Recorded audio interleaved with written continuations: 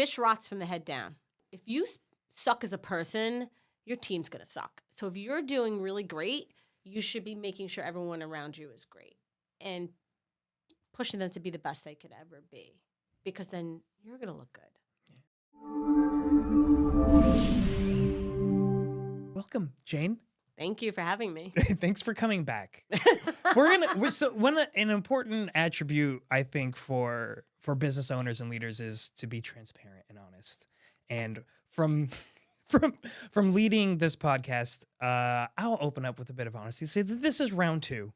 Definitely round 2. But I think we had, you know what, that goes to show you, even things in business, we make plans and God laughs at us, and and things happen, but we pivot and make it work again. That's right. Yeah. So, and a big thing that you talked about last time that no one could hear because I couldn't hear because all the audio was gone forever, was you talked frequently about resilience. And that's one of the aspects of this, is that your willingness to roll with the punches and come back together and make this happen. Like, we're extremely grateful. Thank you. Thank you.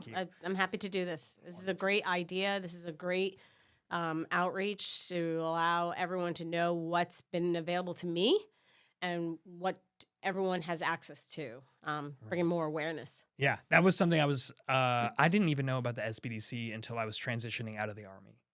And going through that, I think they had just renamed it from ACAP to SFL TAP, which is Soldier for Life Transition Assistance Program. And then somebody from the SBDC came in and gave their little brief. And then that was one of like 50 people that came in. So I walked away not remembering who they were until I became a client later. Well, you're leaving the service. I mean, years ago when I left the service, when I left the Navy, it was, they called it Carrots. It was a transition program. But it's 100% talking about what you used to get, what you don't get, what you're going to get, life's realities. And then it doesn't say, oh, by the way, here is this magical box of all these things you can have. Yes. So, but that's, nobody wants to, there's a saying, nobody sells their winning lottery ticket, So your service is your country wants you to stay, and that's all well and good. But sometimes you need to pivot and do something different with your lives. And I'm very proud to have served my country. Yeah. It taught me a lot. I was definitely an immature brat before I went into the military. Me too. And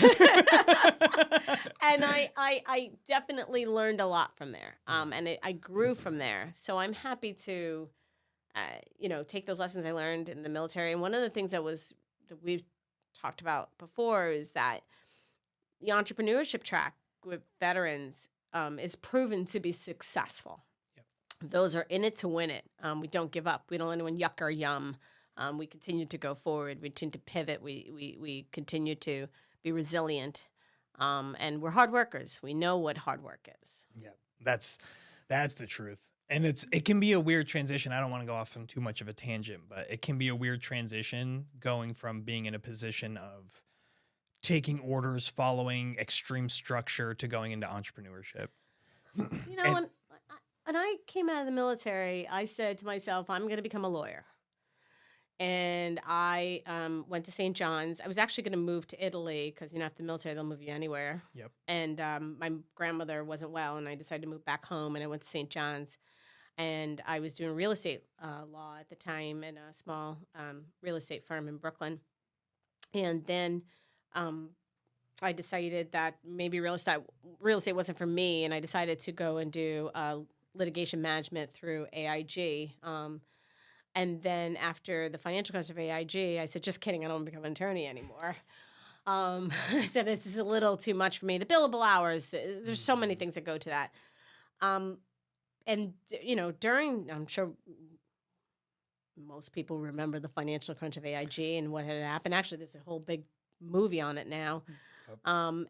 The real just what taught me there was that how do I find a new career, because even if I had finished, going to law school and everything else, no one was hiring attorneys at that point. So I needed to be able to kind of pivot and find a new way. And I'll never forget it. I was sitting in my bed on a laptop. My daughter was 2 years old. I needed out of that relationship like yesterday. I wanted to figure things out. And, but you have life. You have a mortgage. You have a child. You have everything that's going on there. And then, I don't know, I stumbled on this idea and I went to the barn and I said to my friends, I'm going to create a nonprofit.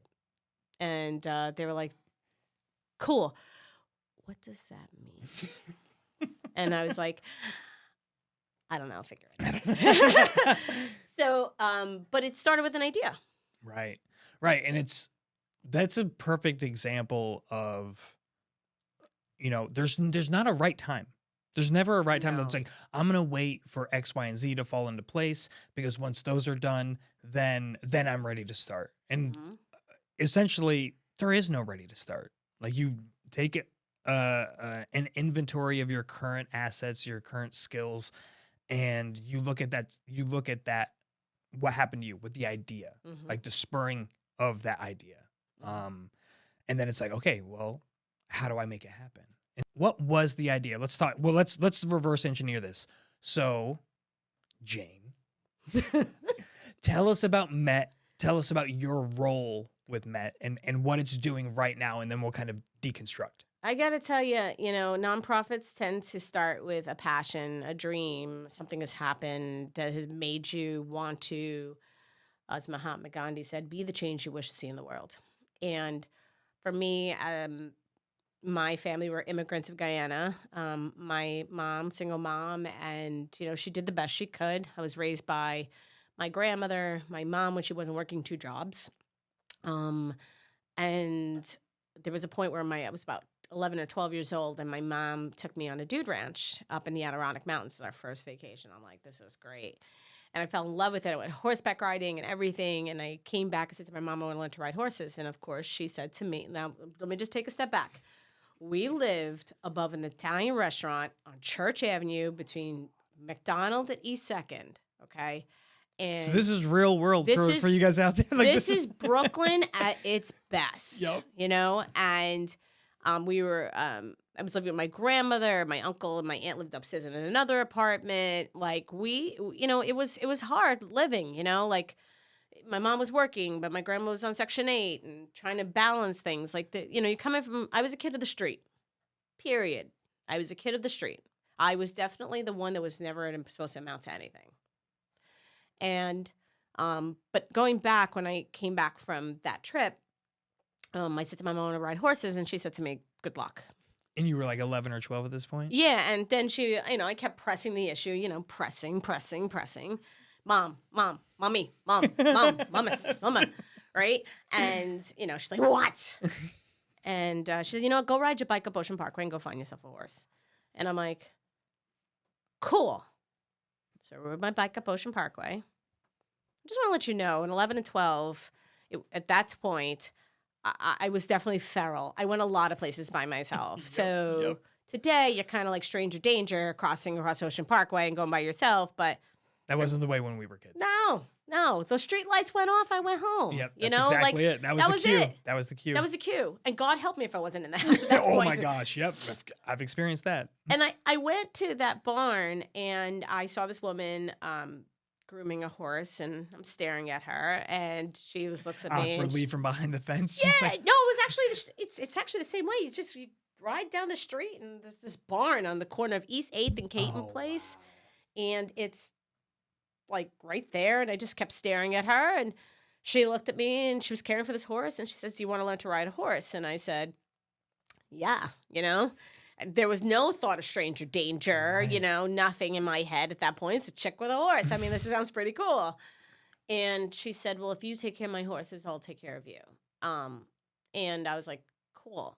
I was very lucky enough to fall into someone who was really trustworthy. Unbeknownst to me at the time, she was a New York City police officer.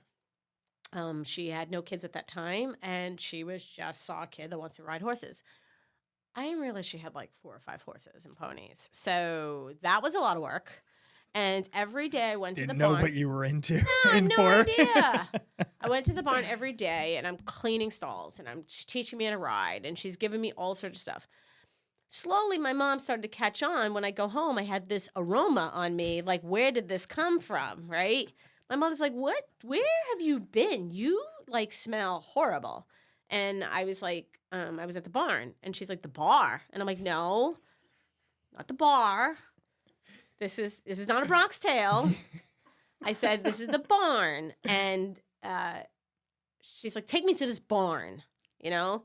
And Heidi, Henry is her name. She introduced. My mother was like, all right, I guess, good luck, you know? I Like, can imagine from like a parental perspective, like, who is this adult that you're hanging out with in some barn? Like, Yeah. what are you talking about? yeah. And my mom was like, all right, cool. You know, and, my mom had to deal with other things. I had an older brother. She was working a bunch of jobs. She was trying to build a life, you know? Mhm. And I stayed and I rode for a really long time. I rode with her, this lady, and I started to become a little bit of a road hazard. I was hanging out with the wrong crowds, not at the barn, Right. outside of the barn. And I don't know how I found time outside of the barn to find the wrong crowds, but I found it. And things got a little hard for me. I got caught cutting school and doing sorts of everything else I shouldn't be doing. And she said, "No problem. I've got the solution for you. You can go into this program called the Explorer program, and they're going to teach you all about police programs and stuff like that. They are even going to toss you into a really, really nice program called Scared Straight, and it's definitely going to hook you up. And when you go through that, let's figure out if you still want to be at the barn." I lasted 10 minutes in Scared Straight. I cried my eyes out. I never want to see the inside of a jail again. I watch movies on the TV, and I'm like, that's not me. And I went to the Explorer program, taught me a lot of responsibility and so forth. And I said, you know what? I think I'm cool. I can definitely go to school and be at the barn. And she continued to teach me to ride, and she did everything for me. And then when I finally got out of high school, barely, because I was just that kid, she said to me, you know what? Now you have to figure your life out. You're going to start paying for these horses. You're going to get a job. She just did it to give me responsibility.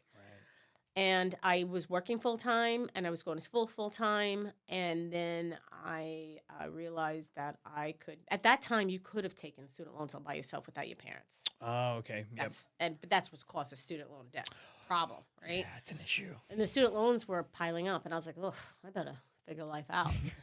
So then I decided, some people get up and go to Starbucks. I decided to get up and go to the U.S. Navy. So I went to the Navy. And I did like you do on a Tuesday. On a Tuesday. Right, on a random October's day. And I went to the Navy. I did anti-ship missile defense in the military on board the USS Harry Truman. And that's no joke. That's not like... No, that was no joke. I actually went in undesignated because I wasn't sure what I wanted to do. And then I took the test to become an electronic warfare technician. And that's like, I know people that go through that course from the Army side and while I was in, and that is...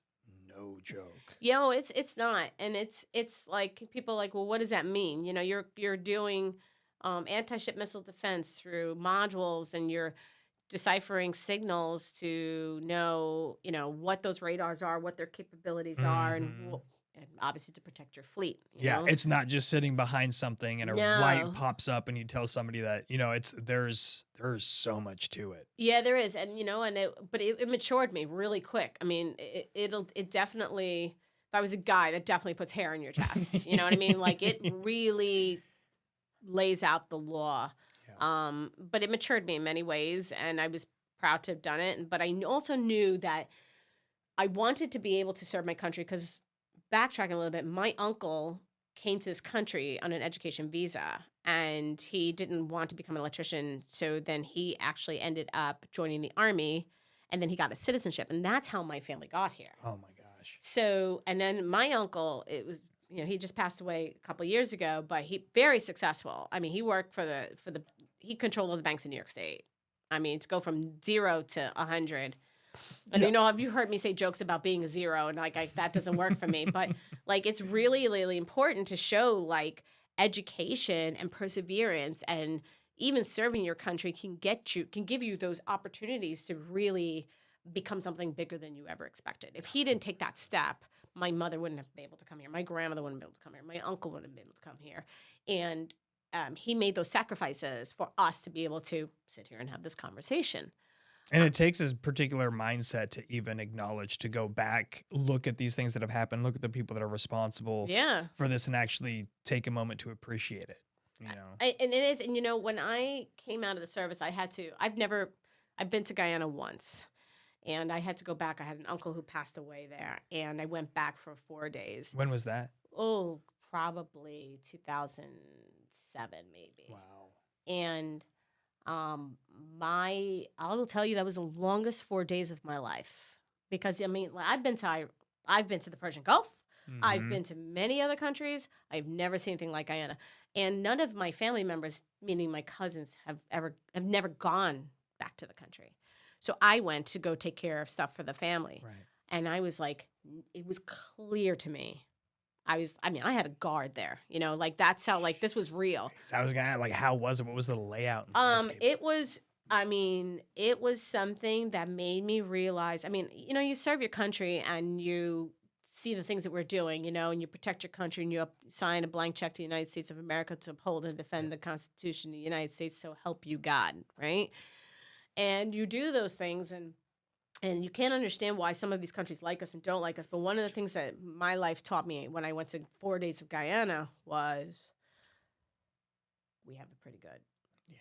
Like, the things I saw there, the poverty, and it's crazy because I went there and, like, you want to help everybody, Mm-hmm. right? And one of the things that made me realize is why my family left, how blessed I am to have the life I have, and how I live in a country where I can decide on any venture I want to and not have politics involved with that. It's an amazing perspective that you get being a first or second generation immigrant. Right? Like Mhm. you get to experience that firsthand, and like you were saying, you got to experience it in a way that a lot of your family didn't get to, in the sense that, you went back Oh, and you saw it. my You grand- saw where your family lived. Mhm. My grandmother had 23 first grandchildren. Okay, that's real. Okay, and quite a half of them, because my uncle was a wonderful person in Guyana. The one that was there, my uncle Lennox. I should say he was a wonderful gem. He had a lot of kids there, and I was shocked to see what wasn't available to them, and really the lifestyles that they were living. And I said, man, this is gonna be a change I'm gonna bring to my world. And the cousins who are Americans who live here or who live in England, they've never gone. So I'm the only one that has gone.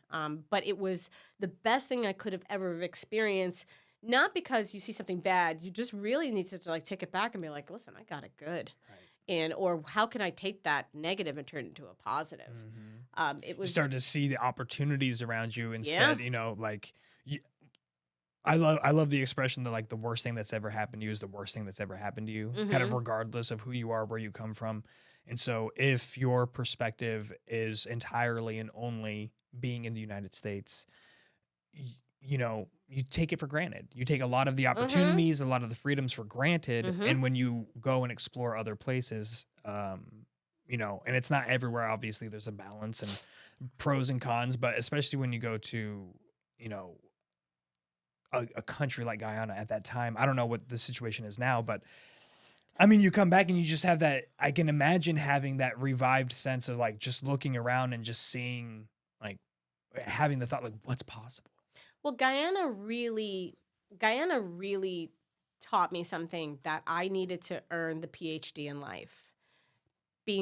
Coming from poor, hungry, and driven, and take that and really just grow that to whatever. And wealth and success doesn't necessarily mean how much money you have in the bank.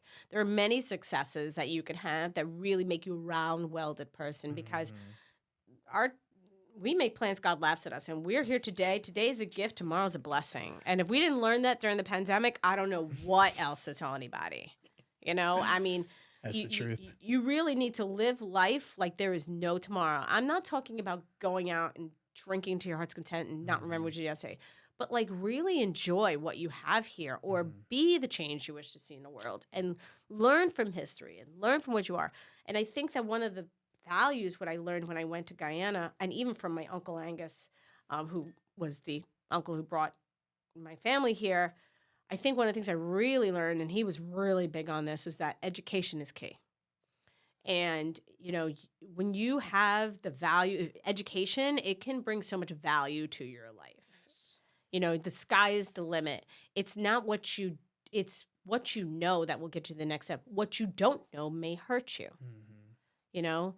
And I think that's these experiences has made me a really well-rounded person. Very, I'm not gonna lie, I'm pushy, like I also know that I have to set an example as a single mother to my daughter, show her strong work ethic. I wear that badge, though, not as a crutch. I wear that badge as something that I'm proud to say that I am. We're getting cheers from from that side. It's not a crutch, Yeah. It's like, all right, I'm a single mom, and what does that look like, and how could I then be an example to my daughter? Yes.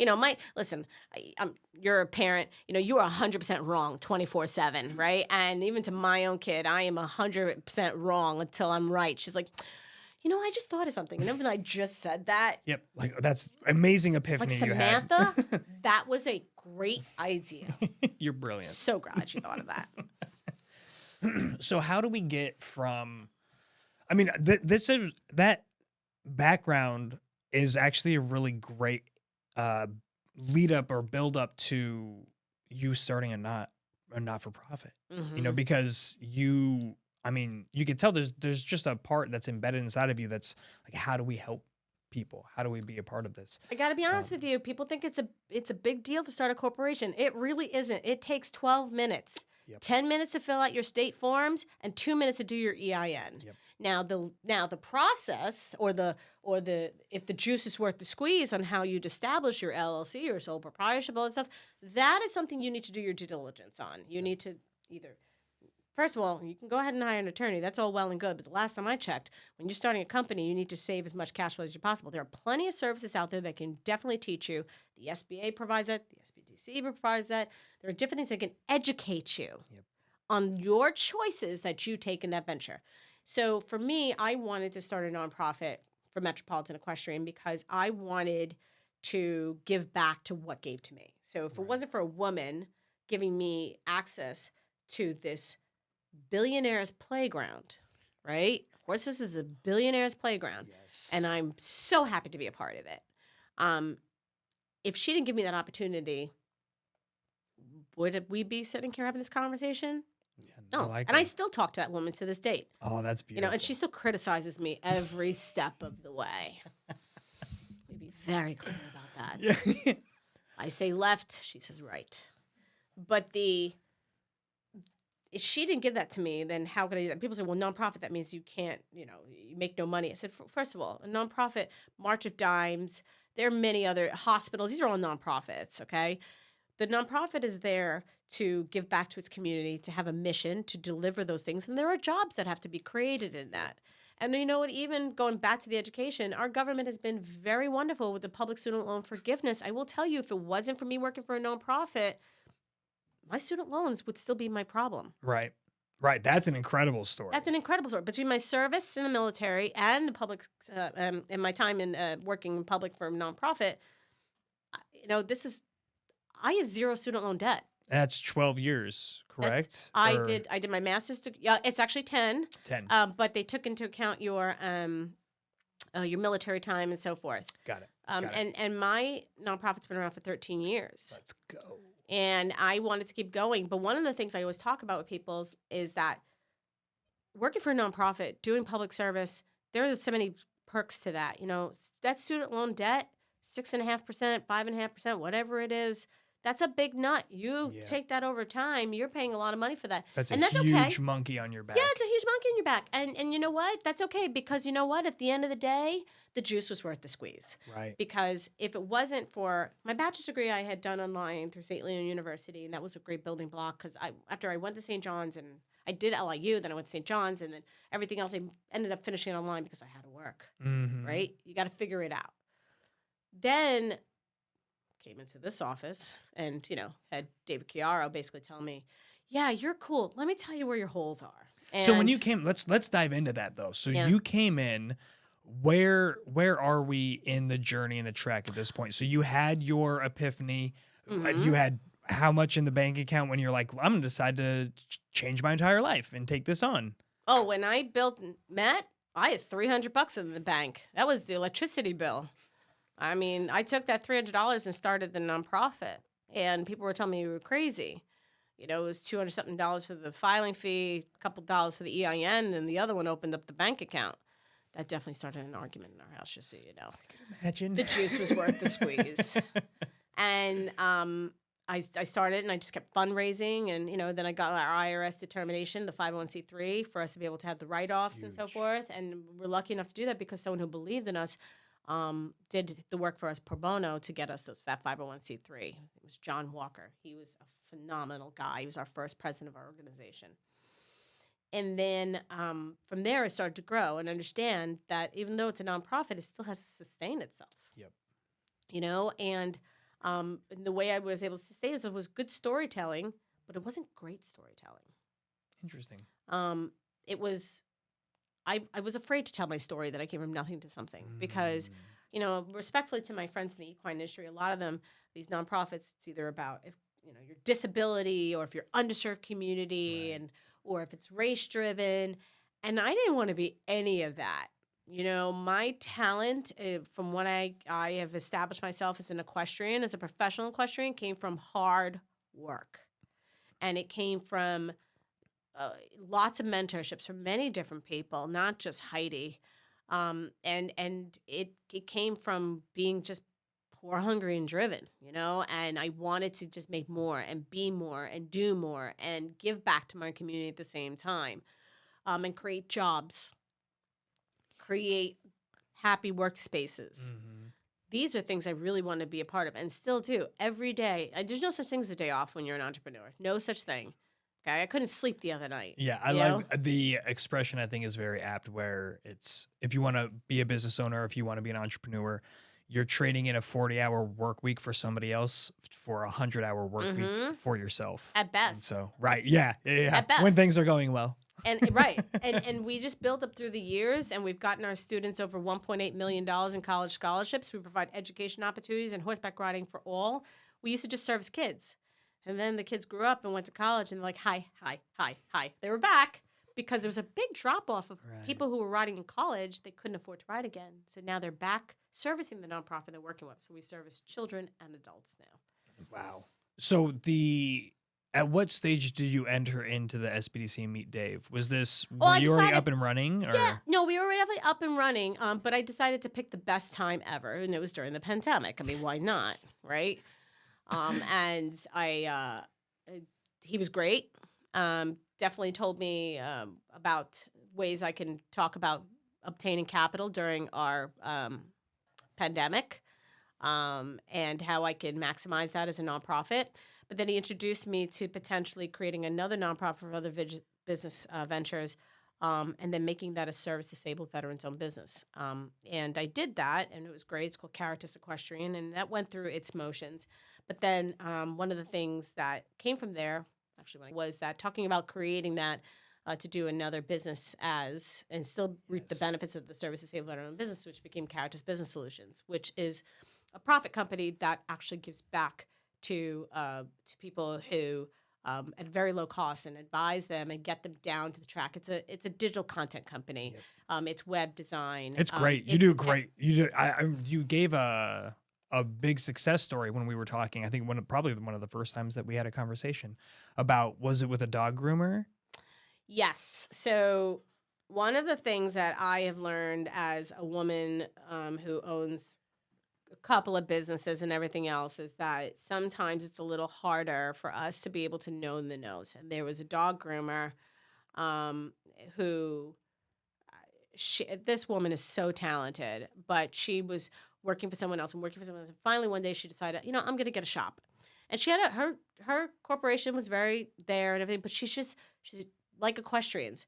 She can groom, but she can't make a design. She doesn't know how to do digital content. She didn't know how to do that marketing piece. And I did. And that's how I ended up making Caritas Business Solutions, because she was the first step up in the process of building that website for her. And, she asked me, she's like, I really don't have the money for something like that because it can cost a lot. I did it to her for free because I wanted to utilize that education, and I want her to build her business. I want her to know her worth.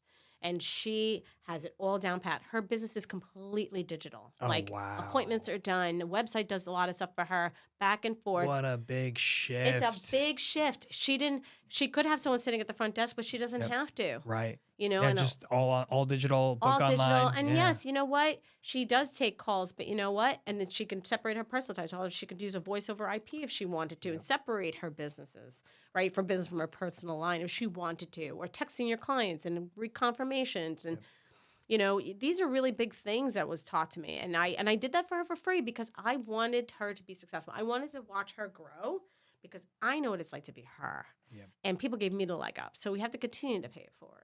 Yeah, you did it out of the kindness of your heart. That's a strategy that I tell people that are looking to start any sort of information or consulting business is that you should expect, anticipate, and appreciate doing 2 to 3 jobs for free. And just because you start to grease your own wheels, you know, and get moving, you get a feel for how you want your operations to go.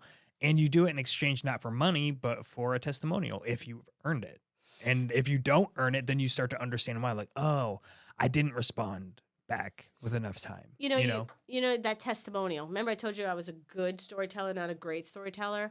So one of the things I learned here, Dave was like, "How much money have you gotten, students?" I said, "Yeah, this number was like 1.5 at the time." He's like, "But that's irrelevant." He's like, "That's irrelevant. What's wrong with you? Like, are you kidding me?" And he was a Navy guy, so you know we speak Navy to each other. And you know, one of the things that I definitely, and women do this daily in business, we water down everything that we succeed at. I don't know why. It's just who we are. I guess it's just what it is. And he taught me the importance of being a better storyteller. And I started telling him other things. He's like, "Wait, you did what? Oh, you did this? Oh, you did that?" You know, I've gotten these kids all this money for college, you know, because I know the bachelor's is the first step. Let them put that money into the post degree. Let them put them into the professional, the graduate degrees, the doctorates. Yeah, let's dive into some of your programs there because you're doing some pretty incredible stuff. Like you hear Met and you go to the site and you see, you know, like, okay, there's kids riding horses and it's this great program. It opens the field up for people that maybe don't come from money and it opens it up for kids to be able to go into this sport. Right. And a lot of people think in order to ride in equestrian sports, you have to come from money. Right. And that is not true. That is 100% not true. You know, do you have to have some skin in the game? Yeah. Of course. Maybe it's not cash flow. Maybe it's just you being there. Maybe it's volunteering your time. You know, there are different ways to make those dreams come true. Obviously, I have nothing. And Heidi gave me everything. Super lucky, right? Feels like, well, that's a rarity. I've seen that happen 1,000 times. So if I've seen it happen 1,000 times, I'm sure there's other people who are doing it too and giving back to this community. And I think our equestrian community does want to do that. It's hard to do that now because of the economy. Hay is on the rise and grain is on the rise and everything in the agricultural is on the rise. There's nothing really coming down. But there is possibilities to do that. And one of the things I think that we as an organization has been very successful at, yes, you know, it does. A woman who is at the executive director, who's a founder, who is a minority, who is a single mom and everything else, those are definitely, man, if she could do it, I could do it. Definitely shows some example of that. But the diversity in our group and our organization across the United States is we have all different types of backgrounds.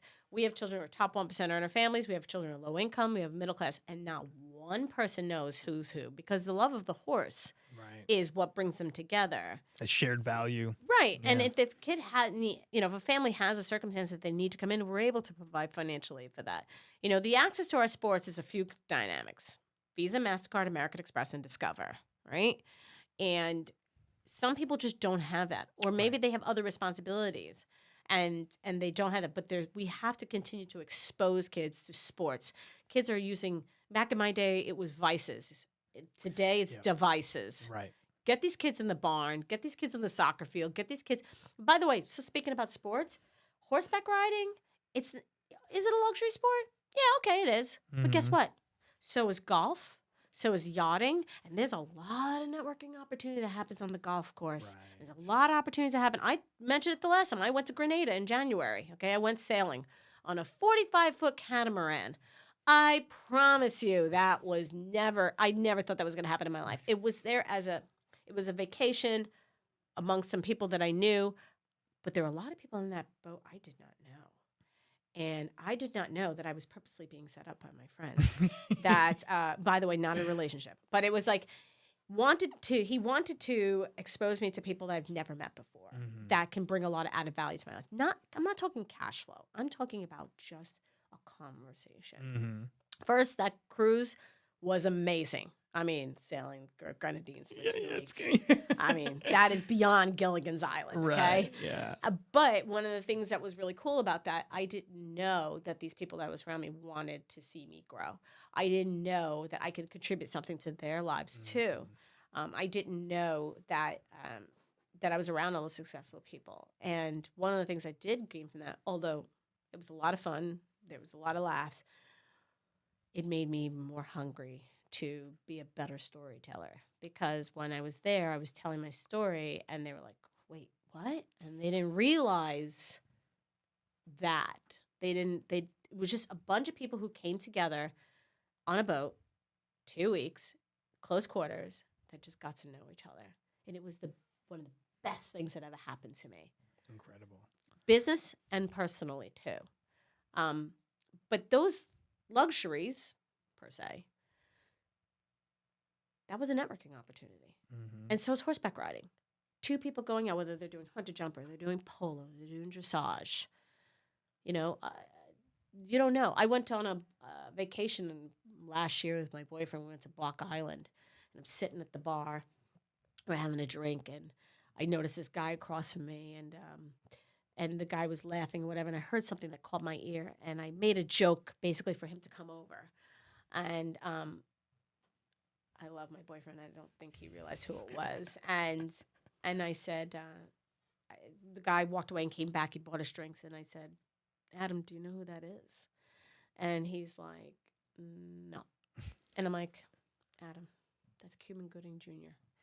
And he's like, it is? I said, yeah, dude, Google it. He's like, no, it's not. Like, put your beer goggles on. Like, Right. Listen, I was in the Navy, but I am a lousy, like, one drink and I'm asleep, okay? And he came over and I said, hi, I'm Jane, by the way. He goes, I'm Cuban. I said, see, I told you so, right? And Adam's like, you just called him over? I was like, yeah, we're hanging out, having a good time. It's Block Island. What's the big deal? Anyway, we started talking, and what a small world. His daughter rode. And I ride, my boyfriend's daughter rides. So we were all talking about horses. And that's what brought a lot of commonality and conversations there. And we started talking about other people whose children's ride, like Chris Rock's daughter rides. There are many celebrities out there that their children ride. Right. And you're like, well, that's one of the things about horse shows is that, you know, if a celebrity walks down the street, there's security and everything. At a horse show, we're all the same person. So there's no oohs and ahsing that goes on. I went to a horse show a few weeks ago at Hampton Classic. I saw Donna Karen. You know, I saw her a couple of years ago because our dogs were playing in a thing, and then my dog recently had passed away, and I was thinking about this other dog, and we were talking about dogs, and she was adopting another dog, and we were just reminiscing. I was showing her a photo of us back in the day and laughing, and she, you know, we were just making jokes and having small conversations, but it was the horses that brought us together. It all comes back to the horses. Right. And we have to continue to understand that our sport has a lot of options. You know, the sport has the CFOs of many financial companies. It has the CEO of many companies. It has, you know, CIOs. What our organization utilizes is STEAM learning. It gets kids excited about academics by using the dangling carrot of the horse. So just real quick, I want to dive into that so badly. It's one of my favorite things of what you do. But just to kind of put a bow on what you were just talking about, you had mentioned the importance of knowledge and gaining knowledge and education and how that can set you apart and put you forward. And my immediate thought was, it's also who you know, right? And 100%. So one of the problems for people on the lower end of the income spectrum, for those that are growing up in even if it's not like poverty, but you're not with the capability to afford luxury sports, right? That's where a big breakdown or a segmentation happens, because those with the means to go into luxury sports like golf, like yachting, like horseback riding, have access to that networking capacity. But that's where you come in and you break down that barrier. And like you said, you have children that are coming in that are from those, that have those opportunities now to network in the same circles and completely change the trajectory, not just of their lives, but of like their family's story. And like, where are they going to put their family's name and what kind of legacy just from that, just from embarking in this. And that's why it's so important to highlight organizations like yours that create that opportunity. Like that's, And there's a lot of nonprofits that are out there that are doing it. You just got to Google it. I mean, Google's your best friend. I mean, if you go back in some videos in the 80s, they were like, what is this internet thing? You know? But Google's your best friend. You know, you want to Google anything bad, find it in 2.3 seconds. Right. You want to Google something good, you could change your whole life. I found this idea to create this nonprofit Googling, you know, interscholastic sports. That's ended up tying into the Interscholastic Equestrian Association and then creating these competition teams and growing from there and all different types of umbrellas we fall into. There's no barrier to things. You want something, go get it. Do you think Donna Karen really remembered me a few weeks ago? I walked right over to her and showed her a picture. She goes, oh, yes, I remember that. You have to be brave. there's things, there's actually a short, hilarious story that I think kind of brings this point into something that you can grab and hold on to, makes it tangible. We oftentimes see barriers as permanent, or we perceive barriers in a certain way that you're like, okay, well, I can't. That's just the way it is, and I can't really undo it. I had been in a financially hard time in my life, and I'd moved into a very bad apartment in a very bad neighborhood. And I went in there, and one of the first things I did, you know, clean all the kitchen, got everything set to actually live in it, and the side sprayer, right? The little sink side sprayer to help spray down your dishes and all that. I grabbed it to do some dishes, and it pulled out, and it only pulled out like 3 or 4 inches. And I was like, oh, well, crappy apartment, crappy side sprayer, no surprise. 6 months goes by before I open the door under the cabinet underneath, and I saw that it had just been wrapped around the little valve that turns the water on and off. And so it's just this perceived barrier, like, oh, that's just permanent. That's just the way that it is. Right. In context of, this is a trash apartment. This is a trash place. So I just accept it for what it is. And it's not a lot of these perceived barriers. My point, a lot of those barriers that we perceive to be there are not permanent. And they're not even real barriers. You just didn't take the time to stop and look at it from another perspective. Go down below, open up that cabinet door. Steve Harvey was homeless. By the way, Steve Harvey's daughter did ride. That's awesome. Okay. And see, one generation turnaround. right. That guy didn't have 2 nickels to scratch together. He started working for a family in a furniture store that gave him a line of credit so he could go and travel and all sorts of stuff. And he built up that account pretty big, okay? That leg up that was given to him was he was just working in their furniture store, and they gave him a line of credit to go travel. You know, back then you had travel agency, the tickets and all that Right. stuff.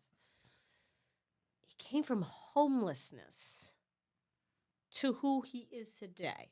Yes, he has a very, very lovely wife that has really showed him he can be anything he wants to be. That goes to like a theme that you've been talking about through this whole thing is like your network, but not just your professional network, your interpersonal network. Like you have gone through the process of removing toxicity from your life and bringing in people that support you. Do you know how many people told me I couldn't do what I was doing? They said, there's no such thing as horses in a nonprofit.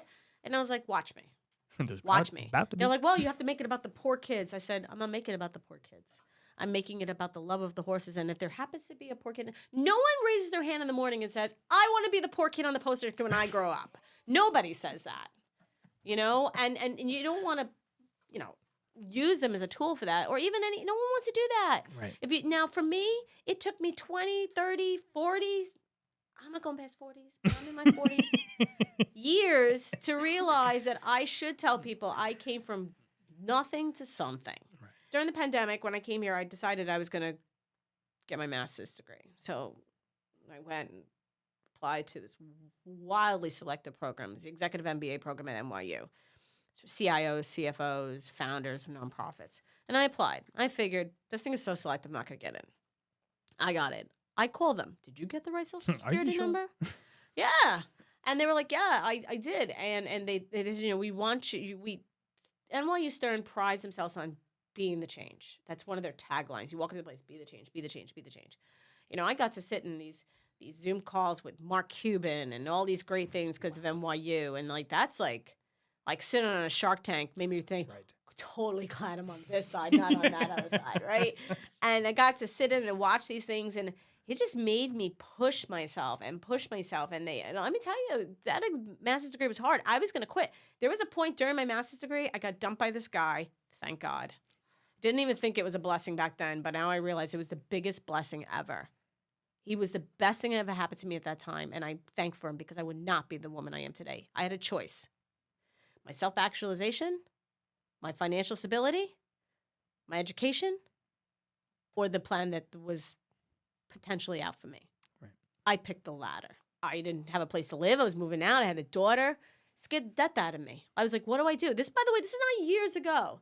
This is another relationship that is a failed relationship that I have done again, and now I live with someone, and now I don't have a place to live. Now I'm scared to death, right? And this is real stuff. This is reality. This didn't happen years ago. This happened 2 years ago. Jeez. And I was like, oh my God. And I remember going to NYU and telling them, the statistics is too much. The counting classes are too much. It's causing a really big disturbance in my life.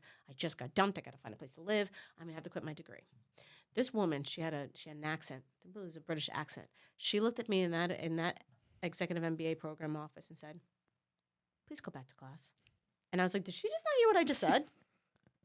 She not hearing me? I don't think you know how conversations And she's work. like, please go back to class.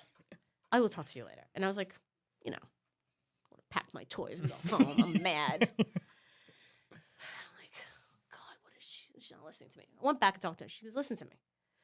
I got news for you. You need this degree now more than anything. And I was like, what does that mean? She goes, your classmates, maybe you need to be transparent and talk to your classmates and talk to your professors. And they're not going to carry you through this, but they will support you through this. And I did. Storytelling, now going to tell people what's going on. And let me tell you, I graduated. I did. And they helped me when I couldn't figure things out. And my graduation class was 19,000 people, and Taylor Swift was in my graduating class at Yankee Stadium, I wore that gown. I was so excited. I got an MBA. My cousins couldn't believe. I mean, my uncle had passed away right before I graduated, and he would have been out of his mind. Remember when I told him I was going to, do this MBA program? He goes, well, you all right? Is everything okay? Yeah. And I'm like, yeah, I can do it. He's like, all right. And I call him and talk to him because he was a finance guy, Oh, okay. We cried through statistics and introduction into it. But let me tell you, when I got into that degree program, within the first 3 weeks, I fired my accountant that we had for our nonprofit because I realized he wasn't doing his fiduciary duty. If you would have told me before that degree what fiduciary duty was, I couldn't tell you what it was. Right. But the degree changed my life, right? It changed my life in many ways. It made me more hungry. It made me realize that the importance of who I am first came before what others may have wanted from me. Sure. And I'm not going to say that guy was a bad guy. Mm-hmm. It just didn't work out. Yep. And we pivoted in two different directions. Well, and that's part of the, they talk about it in the book that we reference on the show frequently, the E-Myth Revisited, where, you can delegate, or authority, but not responsibility. Like you can give people tasks, but at the end of the day, you're responsible. It's your decision. And something that people might do too quickly in their startup journey is offload the stuff, especially the things that you don't understand, which tend to be the things that you don't like. I don't like bookkeeping. I don't want to think about it. I don't like accounting. I don't like the finances. I like to do the work. I like, and so then you put that off on other people. But then if you can't even speak the language, if you can't look at the books and be able to understand what's going on, like your entire business is at the whims of this person. And the accountant wasn't doing anything fugazi. It wasn't anything that was like crooked. No, it doesn't even have to be. Realize, I'm like, why am I not getting any grants? Why am I not this? Right. And I realized nothing was allocated properly. I couldn't tell you what an expenditure was. I couldn't tell you what the revenues were.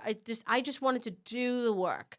And yes, we do have an accountant now that deals with all of that, and a CPA that's stricter than anything I've ever met in my entire life. Like, he tells me when I can breathe. He's the fabulous guy, and his Right. whole firm, even the whole entire firm is just life changing.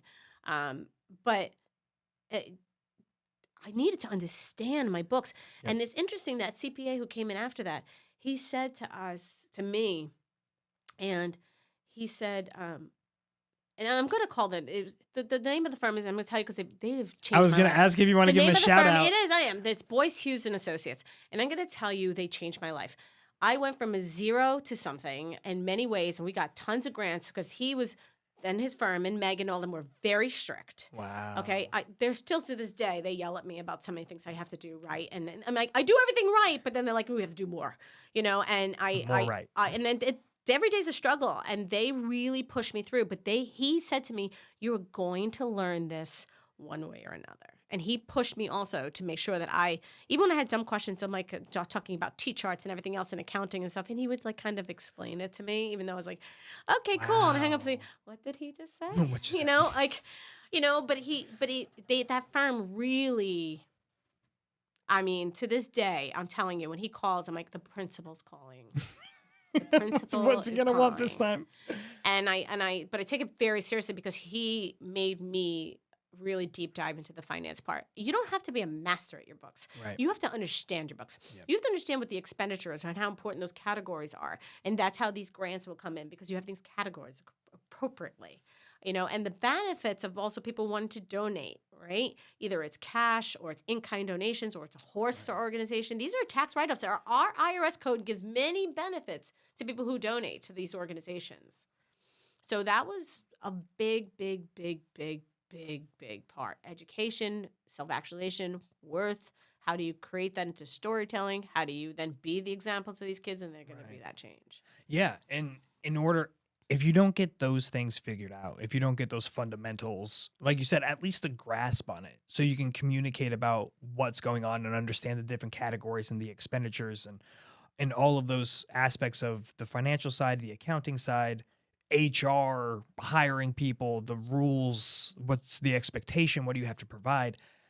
If you don't have a grasp on that, then it's hard to execute on the mission. It's hard to follow through and create programs that are going to last and be a persistent force of good for you, for like these. I mean, now it's not just children, but those children that are in the STEAM programs, because I mean, you hear Matt again, like if there's so much depth with this organization that you go and you're like, okay, cool. So it's a place that people can learn to like ride horses and that's the first thing network. I think of. Then I think of everything else. Yeah. So walk us through. Give us some of the everything else.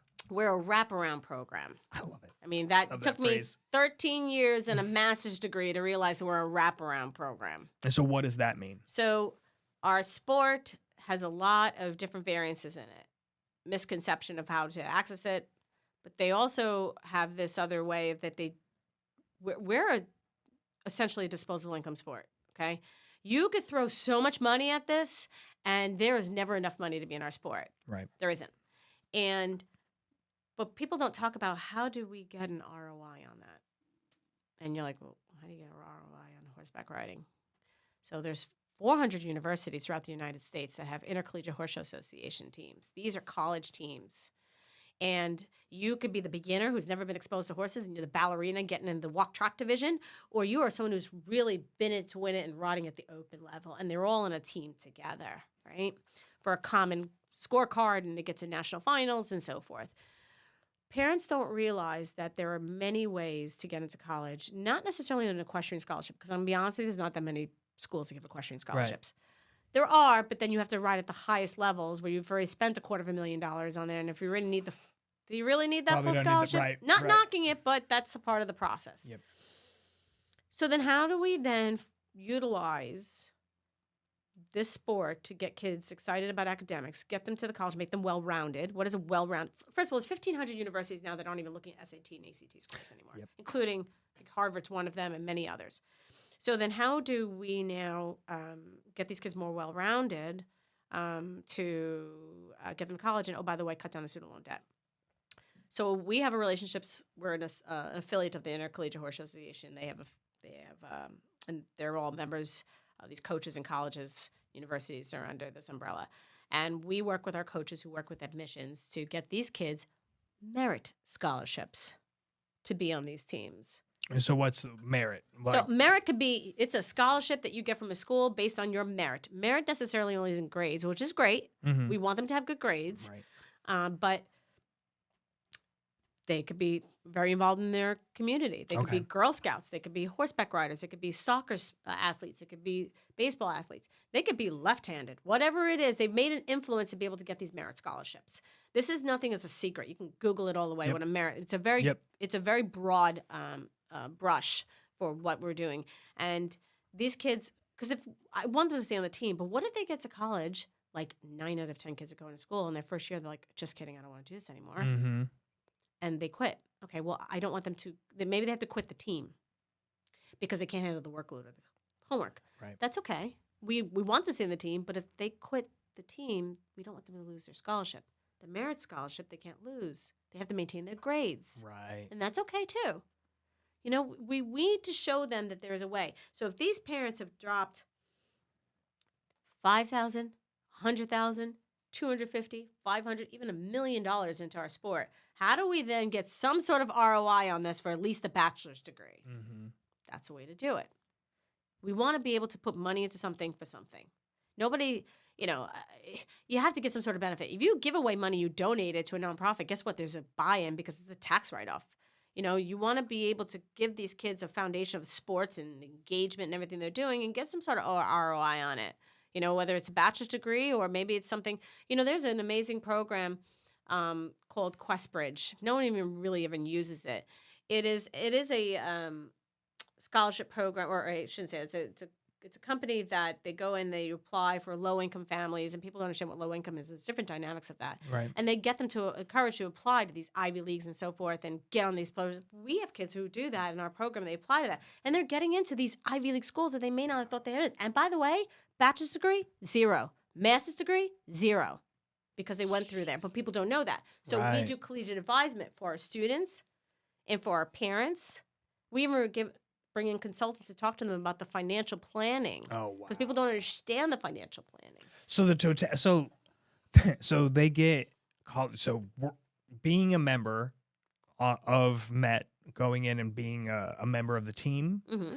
they get access to college advisors. Collegiate advisement. Yep. And They get after school tutoring. and so that yes, That's a huge thing.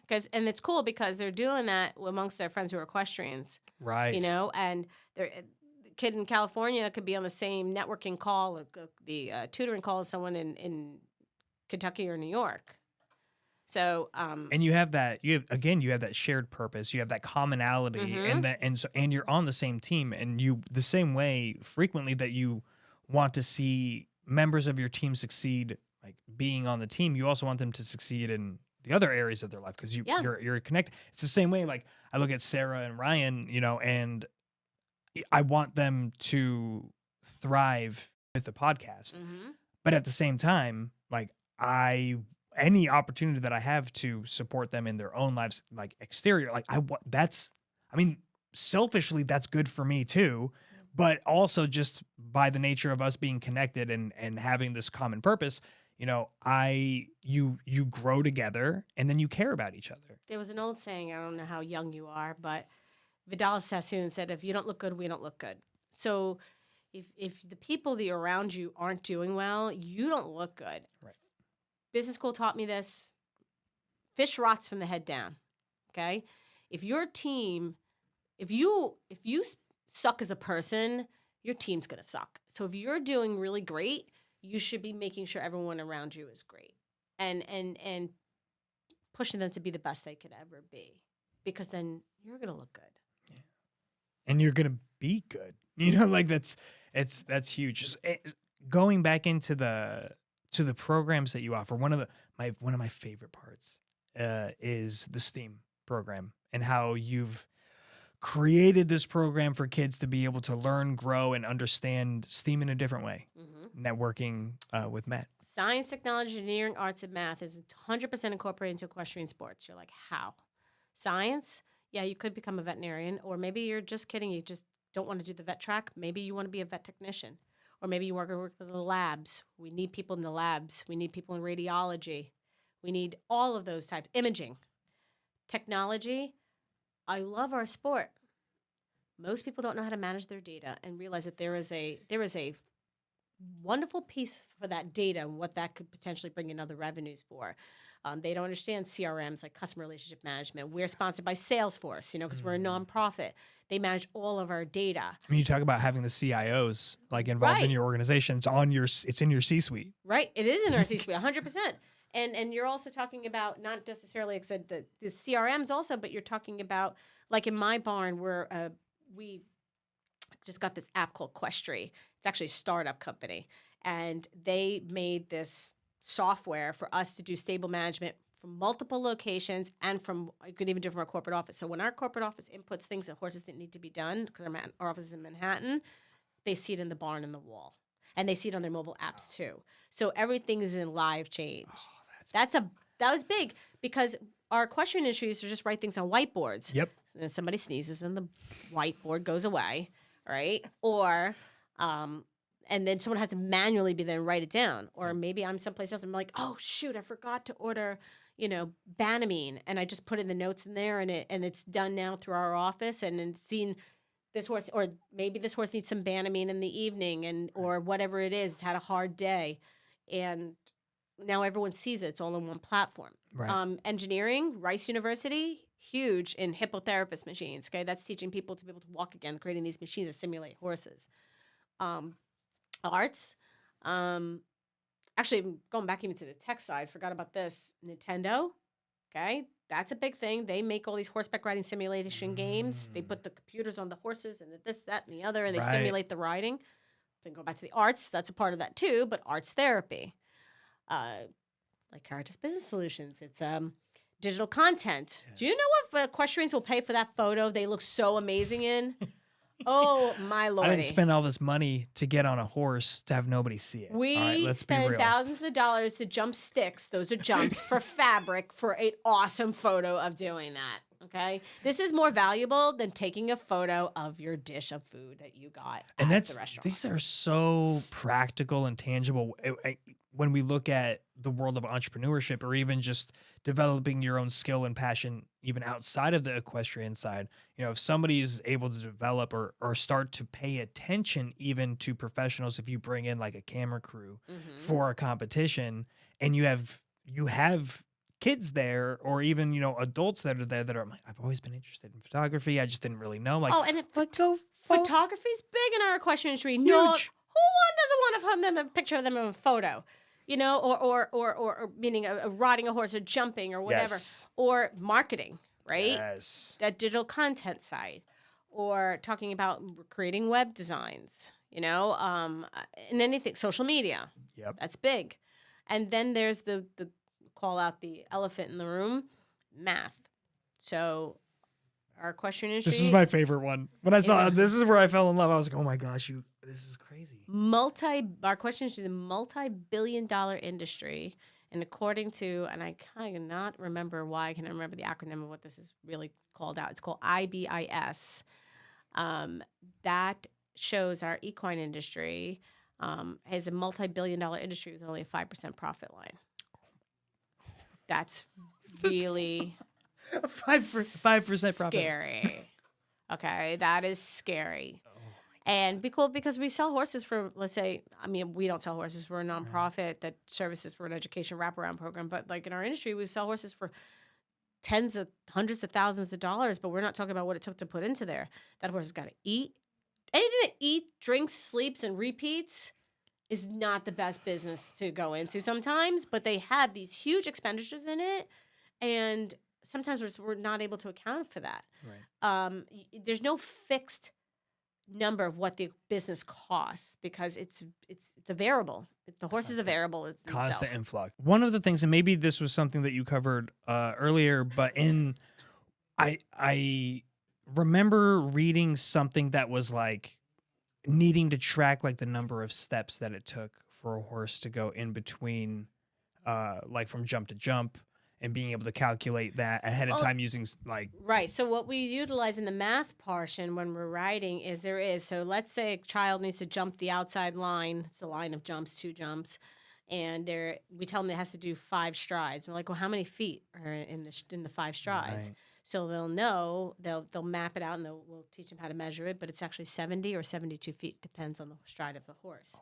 And then we'll tell them, okay, well, the stride is set, or we'll turn it around and say, if the line is set at 72 feet, I'd like you to do an added stride. What is the added stride? And they'll be like, oh, well, that's 72 or 70 is 5 strides. So if I do an added stride, it's a 6. Yeah. So you're giving them those components to know how to utilize math. Math is everything in our horse industry. It's measuring medicine. It's measuring strides in the lines. That's a good It's in point. I didn't course even designs. think about the medicine It's component. architecture. Yeah. Well, as soon as you started talking about that, I was like, think about the architecture, the construction, and the conceptualization of the arenas in which you compete. Like Right. the people have to sit down and design that. The footing, actually, the horses step on. GTT footing actually does a phenomenal job. These are texturized footings. By the way, they're not cheap. They're starting about $150,000 at best. Yikes. Between the drainage and all that other stuff and a couple of the bells and whistles. We didn't put the lights on in the arena yet. And we actually brought in a group of, over the summer through a grant. These are kids that had never been exposed to horses. We taught them about stable management. We talked them about veterinary medicine. They rode. We took them, explained to them what a flat top roof is and a barn, and how you create these natural exhausts to get the heat out, because the heating element inside the barn is the horse, right? It's 1,200 pounds each horse, right? And then we talked about some of the indoor arena and the roof and how it was made, and drainages, or how heat rises, and we're teaching about footing and how it's made, and how important the footing is, and how it's important to clean up after your horse after he's utilized the bathroom, and how that can break down the integrity of the footing. Ventilation, that's big. If we veterans have learned about what ventilation means in our PACT Act. It's really important to breathe. Oh, yeah. Oh, yeah, by the Oh, way, we have to jeez. breathe. Didn't realize that. So we're telling these kids about how ventilation is really important to horses, and how they can create asthma on horses and so forth. That's a very big part that they don't think of. They say the horse, and they talk about cleanliness, they talk about medicines, and we just taught them everything we possibly could in those few weeks. And it was really great because it exposed kids who never been exposed to horses before. Some of them did come from underserved communities. That is very true. But I think it was so rewarding. I remember actually one of the kids walked over to me. He said something along the lines like, "Who's the guy that owns this?" And, women are just crappy storytellers. Sometimes, not all the time. Please don't quote me on that. Headline. But, like for me, I like to be like the very behind the scenes person. And, and the nonprofit's not necessarily owned by, it's a board of directors oversees a nonprofit, but there's one person that is the person that's in charge of that. The ship falls, you're definitely essentially part of the founder and executive director and so forth. You get the liabilities if things go bad. And one of the things the kid goes, he assumed that it was just the guy that had all this. Oh, who's the guy who owns this? I'm like, I think it's a girl. It's a woman. He's like, oh, man, she must be rich. And I'm like, she's all right. She's not doing too bad. She's all right. She's not doing too bad. At least macaroni and cheese and stuff like that. But,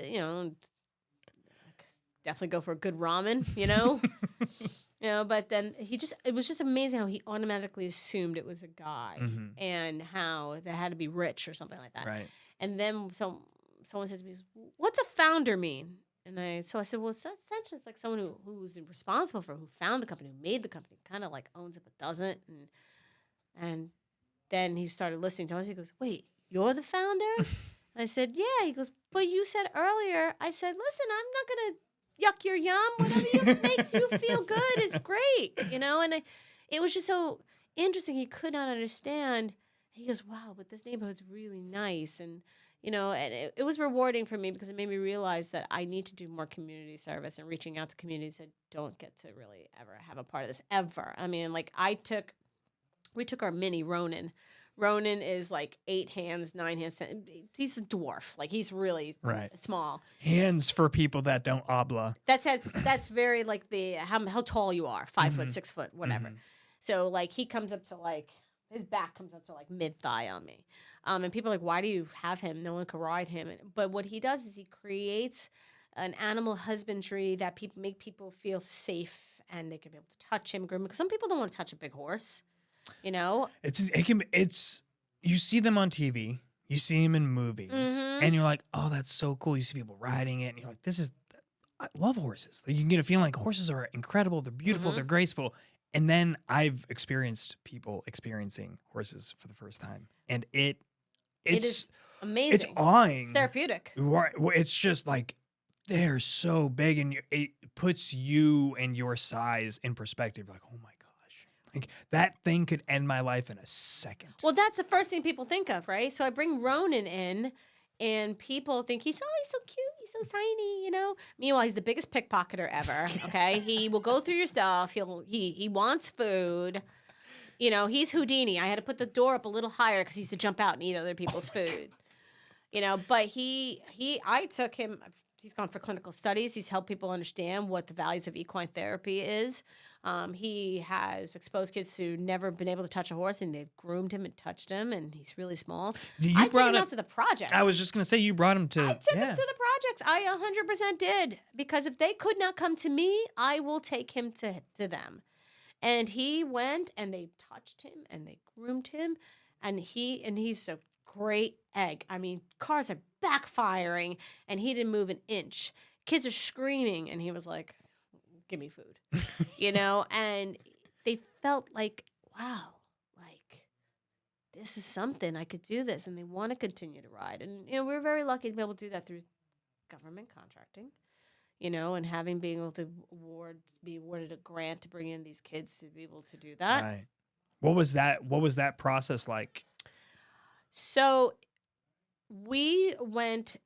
I came up with this idea, you know, again, the entrepreneurship track. Let me make a phone call, see what happens. And actually, because of you, you gave me some information.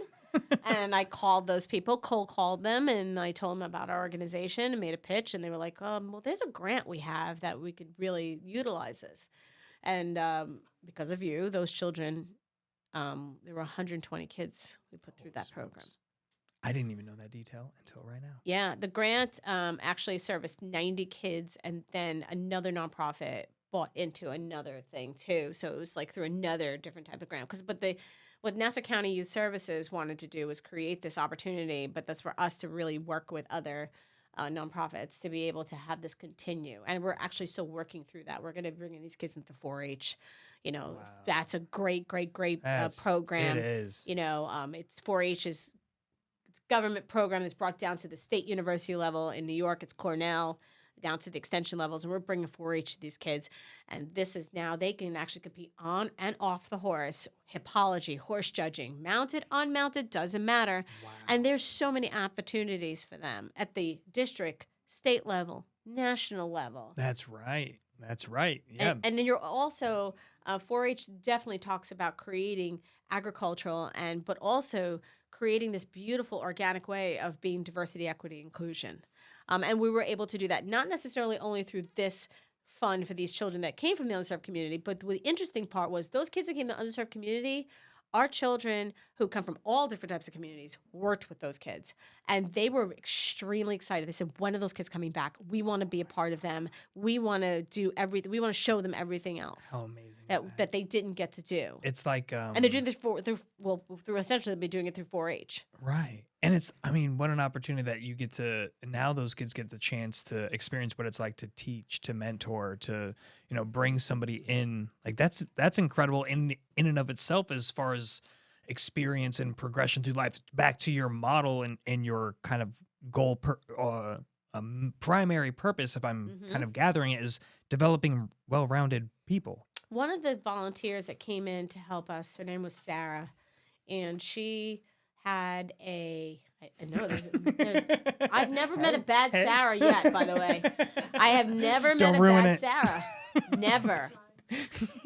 Sarah Staten is one of the most beautiful women I've ever met in my entire life, inside and out. You know, she came and volunteered for us to help these kids get around on the horses and stuff. Her mom is in a wheelchair, a single mom, really pushing through life, you know. And Sarah graduated from LIU and did her thing, but she wanted to get back to community. She wants to work in education.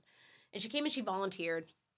And we weren't really we told them we were serving kids who had never been exposed to horses, but I didn't say that they came from like a lot of underserved communities because that's none of anyone's business. Yep. And one of the kids walked over and gave Sarah this big hug and was like,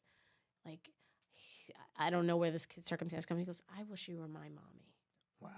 And I mean, everyone was just full of tears, wrecked. And she was just like, she saw it as like, it's just life changing. But that actually got me to get to know Sarah really well because I didn't realize her story and I fell in love with her. She's actually a nanny also as she's building up her life to be an educator. She actually watches another single mom who is killing it in the horse industry. And she's a nanny for this woman. And let me tell you, this woman, this trainer who is amazing, can do her job because Sarah was there as a support system. And I heard that story that she could do that. And she's done that for many other single mothers. And I did not know that. So now Sarah can have whatever she wants. She actually never competed at the United States Equestrian United States Equestrian Federation horse show. So that's like your big governing body. It's like your UFC of jiu-jitsu. Got it. Okay.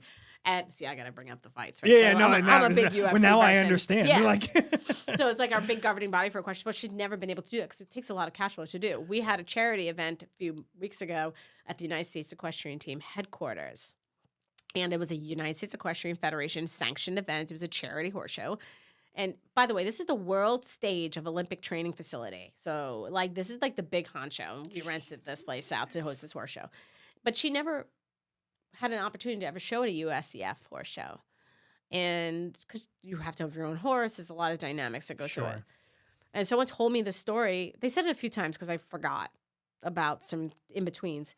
And I saw the impact she made on that child. I said, just give her one of my horses. And they were like, well, how much? I said, just give it to her. Let her put the horse on the trail. Let her go horse show. And let me tell you, she was so grateful. The mom came to the horse show. We're all crying. I'm crying. And let me tell you something. You can hit me with a baseball bat and I don't cry. I'm crying. Mom's crying. This one's crying. Everyone's crying. This kid happened. She's not a kid. She's an adult. She won champion at that horse show. She has never shown before. My God. Everyone is a bucket full of tears. Okay. And she got that opportunity just because she was humble and kind. That's a movie. That's like a That's a big full-on thing. movie. But she made that kid's day. Oh my gosh. And that's what I want to organically create, right? I want to create those opportunities. Can I give everything away? No, I can't. Right. But when you see someone who is putting in the work and is doing what they got to do, what's the big deal? I mean, the return on investment of that is my heart is full. That mother got to watch her daughter ride. That girl went to college, did her thing, and still takes care of her mother and does everything she's got to do. That person who rode and got second place is very upset with you and your decision. Yeah. Well, actually, that second place was my student too, so it's okay. It's okay. It's okay. Why did you have to give her a horse? Yeah, why'd you get her a horse? I could have won this thing. But you know what, though? Our kids and adults, they all know that this is a common game, and this is all about the sport. Listen, you watch UFC, okay? You can watch, Aljamain whoop the life out of somebody, right? Talk about Aljamain, okay? That is the star of the show, okay? Yep. Iaquinta, Aljamain. I can go on and on and on. These fighters are fighting in the UFC, fighting on their mat. I mean, Matt Serra, UFC, I used to roll there, okay? Wow. I got to learn so much stuff then realize I really suck. But I really loved it, right? Yes. Oh, it's addicting. But it's really addicting. They fighting on the Ray Longo. I mean, I'm throwing these names out, but these are like guys who just put in the time. Yep. Right? And they're putting in this work. And you know what? They came from nothing to something. They fought their way to it. It's just something that you just don't. Hey, I'm wonderful. You got to work hard for it. Yep. Same thing in the horse industry. Yeah. Same thing in the horse industry. The horse is there, but you got to be an athlete. There is athleticism to equestrian sports, but you got to want it, and it's a mental game. Look, if your brain is screwed up, you cannot play well in golf, right? I tried golf. I am a really good Angry Birds contestant at Top Golf, but put me out in the golf field, the golf course. Yep. Oh my God, I make Happy Gilmore look like but I try really, really, really hard, and I do it because it's a cool networking sport, It is. It right? is. Really cool networking sport. Yeah. What events do you have coming up? Like what's on the immediate horizon? What are you looking to accomplish? Are you looking to expand any sort of the educational programs and what are like the horse competitions you guys have coming up? Well, for education, I'm always looking to up that number. I want these kids to get more and more college scholarships. I want to be at a point where I can't even keep up how much money. People say, well, you always say 1.8, like that number. Yeah, because I know it, because I want it to be 5.7. I want it to be 10 million. I want it to be millions and millions of dollars, because I want those kids to get all the money they possibly can to be the greatest leaders that are out there. We got kids hiding behind devices today, and they can't even speak for themselves. Half of them don't even know how to type because they're doing it in a Google Docs, and they're talking into the phone, and that thing is what's spitting out the content. Yep. We want them to be out there and being leaders, right? So for an education point, I want to see bigger numbers in college scholarships. I want to see more funding come to my organization. Why? Because I want to be able to have grants and put kids, like we spent about $70-something thousand this past summer sending kids to leadership camps. We sent them to training facilities in Wisconsin. We sent them to Albion College and doing like these like summer camps, learn what it's like to ride in college and so forth. We have sponsors. We have MZ Farms and many other big corporations that come in and sponsor us and help these kids. But I want to see more of that, because I'm promising you there's not enough money in this sport. Because if I gave away $60,000, $70,000 this summer, I'm promising you there was $150,000, $250,000, or even $500,000 of stuff I could have done more for them. Right? So then the other part of that also is, what do I want to see as competition? So every year for the past few years, we've gone to the Las Vegas to ride in the United States Hunter Jumper Association National Finals. It's been phenomenal. We can't fly our horses there so I'll make a joke. Our horses are flown by FedEx, okay? Now, they don't go into a box like your Fits and Chips. It's not anything like that. But the fuel charges and everything has made it almost impossible for us to do that. So what we've been able to do between our networking opportunities and our partnerships and affiliates and everything else, we've had people who are in Las Vegas provide horses for our kids at very, very minimal costs. That's amazing. Which helps. But guess what? You're catch riding now. You have to get to know that horse really fast, get to know it, and that's a talent there. We had a kid who came to the organization, named Savannah Bryant, says, I want to ride in national finals. In order to do that on the equitation side, the highest levels, you're riding a 3-foot, 3.6, and so forth, and that's how you can get to that. But it takes a substantial amount of cash flow to get there. Say more. Right. What are those? Are those the heights of the jumps? The heights of the jumps. Meter 10, meter, so forth. These are the heights of the jumps. And then you have to have a significant amount of cash flow to get to those levels of competitions. This girl was a 2-foot rider at the time, 2.6 at best, and she wanted to ride this national competition. I'm like, how am I going to have her do that? So then we were able, because we're a United States Hunter Jumper Association affiliate, we were able to then nominate these kids to be able to ride at this national finals. We found her a horse, pulled it together, gave her a day, said, figure this out. We went out there. She took a lesson on the horse. She watched the other trainer school it, get it prepared, took another lesson on it. And she placed in the ribbons 3 times. She got to know this long-legged Michael Jordan horse. This horse is huge and long legs for days. She got to know this horse very quickly, and she was able to do it. But it takes me like 3 days to get accustomed to like the brake pedal in a different car. This kid, how old is she? Savannah said she was a junior in high school, and now she's a senior. But she's got a lot going on now under her belt, which is really, really, really engaging. But we created those opportunities. Kids advocate for themselves, because that's what we want them to do. Advocate. Say, I want to do this. Don't tell them what they can't because they don't have the money. We'll find a different way to get there. There's always a different way to get there. Is it the equitation national finals at the 3-foot, 3.6 level, the 3.9s, or the USET talent search and all that other high level fences? No. But you're a national champion, whether you're a cross rail rider, that's a little small things, 18 inches off the ground, or you're another height, we can get you there. And to be able to ride in that world stage takes a lot of networking. So we want to be able to go there again this year. We're having a little bit of a struggle because the cost of what everything is costing to be able to do that these days. It's the horse is the smallest fry of that. I hate to say that.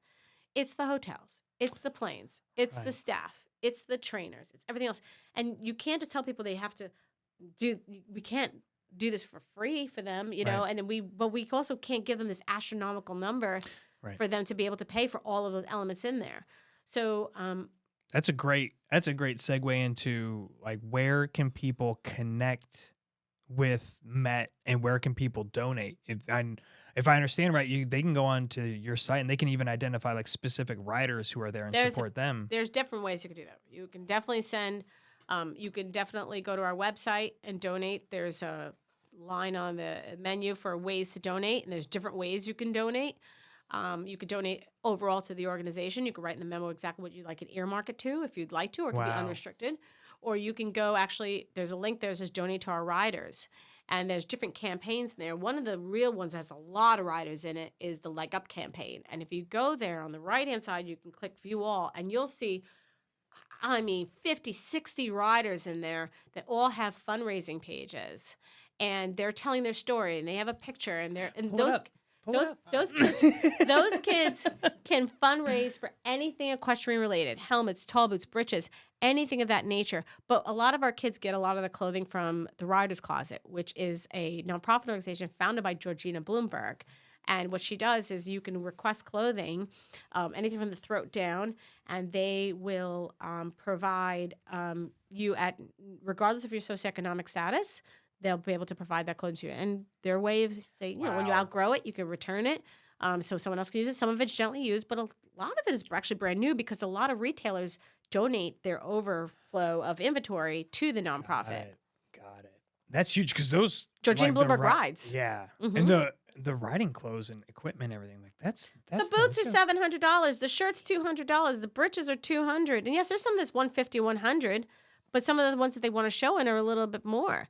It is a big, big, big, big, big industry. So there's ways to donate up here, yeah. So there if you go go ways to donate, we're in if it. you Okay. you could donate to Met there directly, and if you want to donate directly to organization, or you can click on donate to a rider, and which when you go down, there's a few campaigns there. But one of the things that's the really exciting part is if you go a little bit further on the second link, it says sponsor a rider. In that link, it talks about the Leg Up campaign. So it talks about how these kids are able to fundraise. And if you want to see a list of all the kids, you click on View All. Oh, look at that. And you can go down the list and see all of the kids who want to be able to fundraise. Look at that. Look at that list. Look how many people you have. I'm actually going to show you one. Oh my God. It keeps going. Keep scroll. Just keeps going, right? Oh my Just gosh. keeps going. And by the way, so I'll give you an example. Let's click on one. Who are we looking for? I'm actually going to show you a kid named Chelsea Trevigno. So let's go up a little I bet bit. you can Control F, Chelsea. Oh, it's I saw it. Okay. It's coming. Right there. Oh, there she is. So if you click on Chelsea, that's actually one of our horses that was donated to the organization. And she talks about her story and that she wanted to be able to fundraise to go to this event that cost thousands of dollars. If you look here, she was able to accomplish that. She was able to fundraise, Wow. by the way, for 3/4 of what it cost to go to this event. Wow. Okay, so it shows you our sport. And this is all tax deductible, by the way. So if she goes down, and we take nothing from these kids. In the bank, they take their 4% credit card fees and so forth. But we don't take anything. We hold it in an escrow account, and those kids can then, we use that to pay for anything they want to outside of what they're doing in our organization. But one of the really cool things about hers is another long-term goal of mine has always been to compete in the upper-level equitation classes. The last goal I have is to eventually ride at a D1 school in college, Division I school, like Long Island University is a D1 school, and a bunch of other schools are D1 schools. This kid wants to do it for real, you know? And through there, you'll see that people put thank you notes and so forth. Look at that. Horses being have able taught to- me. Horses have taught me so many lessons over the years. But the one that has stuck with me the most is that with hard work and dedication, anything is possible. I've also learned how to work through problems and the power of teamwork. All from operating within this And that's why we ecosphere. keep going back to that Wraparound program. Yeah. This is what we're looking to accomplish. How do we take these kids and learn for them to advocate for themselves? That's incredible. Even the students in our organization this past summer, we took them to Italy, France, and Spain. Really? They actually got to do, it was a cultural experience trip, and part of it was through college accredited courses through George Mason University. That's right. I'm Just your not alum. I'm not alum, but I took a class there once. That's all right. And but part of that, they got to ride an Italian show jumper in Italy, and they did. They did, and they loved it. I got to stay home. That wasn't fun. Sometimes them's the breaks when you run it. Well, I had to make a choice. But a director of operations went, and they all went to Italy, France, and Spain. They went for 2 weeks, and they loved it. And people say, well, the riding was only one day. That's not what it was about. Mm-hmm. It was, yeah, I got to ride an Italian show jumping facility, which was fabulous. But I got to then teamwork, building bonds with friends, cultural experiences. How many kids would be like, oh, do you remember that time we had gelato in Italy? Or do you remember that time where we had, fresh pastries in France? And I mean, it goes back to that conversation where we started in the beginning about Guyana. yeah. Like you're changing the way that you perceive the world, by experiencing the world. Right. You get those experiences those kids got to do. They came back and they were like, I see some things that I want to do now. Mm-hmm. So it wasn't, the riding was the dangling carrot. Right. No, right. But the real thing was building those connections. And they got to learn from each other. And I will tell you the truth. One of our kids, days before, lost their passport before this trip. Okay. And I can't begin to tell you the fireworks that went off in my head. And the team was leaving. They were leaving. But that kid, who takes advantage of a lot of things in our programs, she also got to do. Yeah, it's fine. One of the things that she got to do when she was, let me backtrack. The kid who lost their passport, she also is a part of our youth advocacy committee. So these kids go up on the hill and they go from front of legislators and senators and so forth and talk about laws that they want to change and so forth. Smokes. And it's pretty crazy to do. It's insane. It is insane. And I went with the kids, and it's intimidating. And American Horse Council helps us put this youth fly-in together. And it was really awesome. They went and they killed it. They went from all of these senators and legislators and veterinarians that actually work at the USDA and so forth and talked about the things that they see that they would like to see become better with law and so forth. When they went through that, it taught her a little more about advocacy. 4 weeks later, the kid loses her passport. What do you think she did? Oh, she got a hold of some wrote her congressman. Yeah, yep. I lost my passport. Remember me? I can't get it. How do I get a... By the way, she was not even a congressman that she didn't meet at the time. She just said, I'm going to do this. But it's your awareness of the fact that that's a possibility because you've gone there and seen it and felt it. She says, let me take a shot. Like this is a real person. Right, it's not just a concept. Right, because she's calling every passport they're like, too bad, so sad, Yeah. And she couldn't get an appointment for like a 24-hour turnaround time for a passport. They called her at 8:45 in the morning and said, be at the passport office in 15 minutes. That was the quickest drive ever. They went, because she advocated for herself. Mm-hmm. I went on a school trip last week. I lost my passport. Couldn't even say I left it at that. Mm-hmm. I went on a school trip last week. I lost my passport. She went to Truth. Yep. She got her passport. The team was leaving at 4 o'clock. She got her passport at 3 o'clock. The team left. But she now has to wait the next day to get a flight. But the team already left to have a rest day before. Right. The kids were eating prosciutto and mozzarella and everything else they were having at breakfast. And along comes this kid walking in, like, hi. They're like, what happened? How'd you get here? She's like, I slept on the plane. We're ready to do this. Let's go. I mean, the kid advocated for herself. Mm-hmm. That's something to be said. That's huge. That was worth it. That was huge. 100% worth it because you know what? The kid knew that she needed to speak to her congressman, speak to her senators, and everything else. Say, look, I screwed up. Can somebody help me because I'm about to miss out on an amazing adventure with my team, and this is something I can never replicate ever again. That was we done our job. Yep. That's a part of that wraparound program. And that's showing it. A lot of institutions, a lot of organizations that promote this kind of education and development, you know, you can look at what you're doing. You can look at the courses that you teach or the people that you bring in and the experiences they get. But the real proof that's in the pudding, like, where's the pudding? Where are we looking? And it's in that situation. It's real life. Mm-hmm. Like, how does this actually translate into real life? And obviously, it did. Can you imagine your kid turns to you before 48 hours before you're about to leave for a plane and be like, Dad, I don't know where my passport is. So, funny story.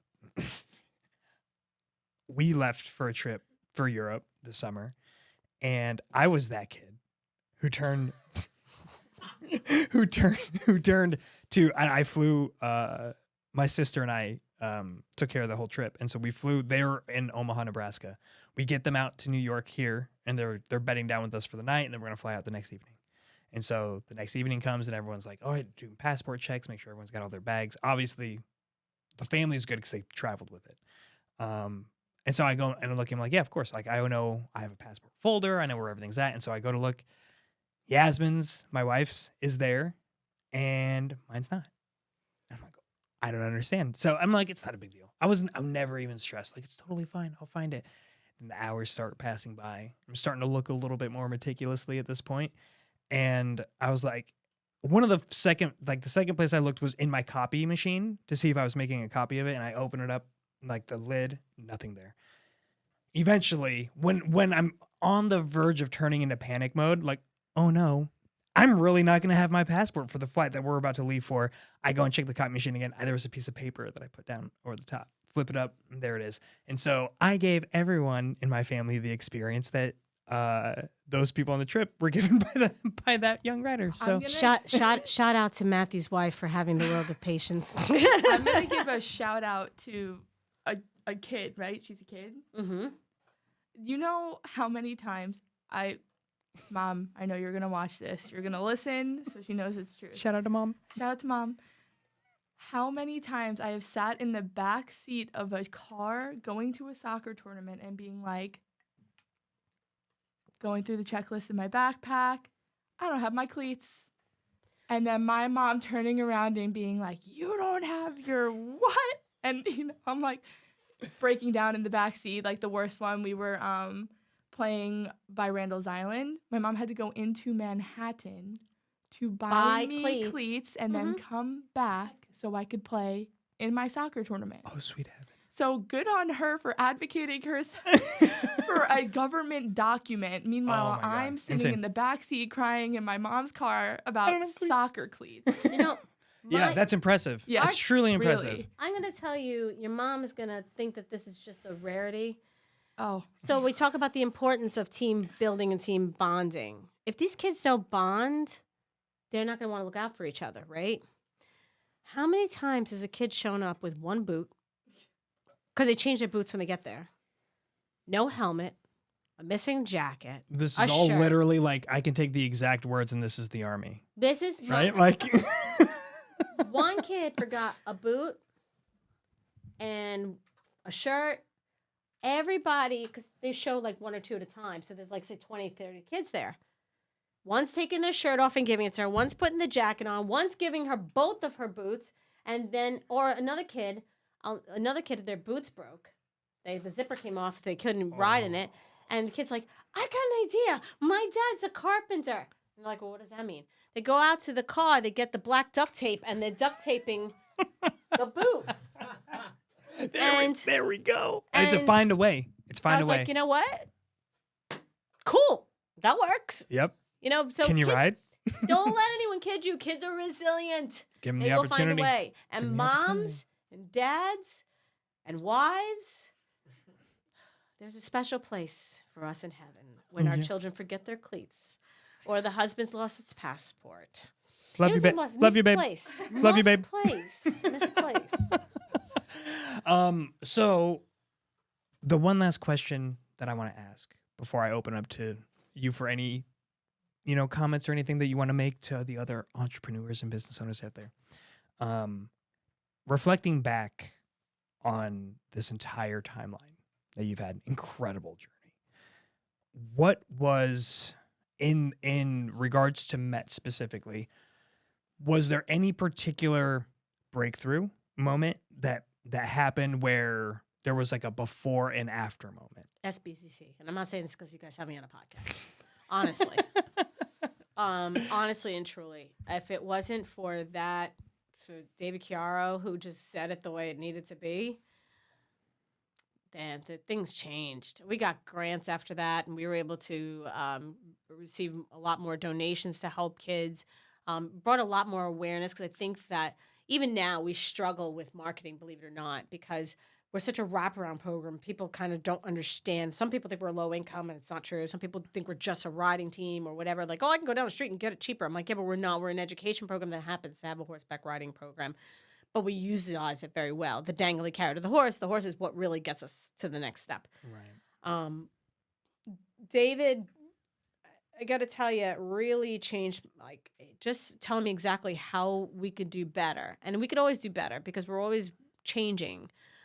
Look, our original our name is Metropolitan Equestrian Team. We're now going through rebranding and just calling ourselves Metropolitan Equestrian because people thought in order to be a part of our organization, you had to be on a team. That's a really good stop, pause, assess, Right. and figure out what you're married to. And the ironically today, we're recording on our podcast launch day. We officially went live with our first episode today, and in that conversation that I had with Christina Logia, one of our advisors here, we were talking about that exact thing.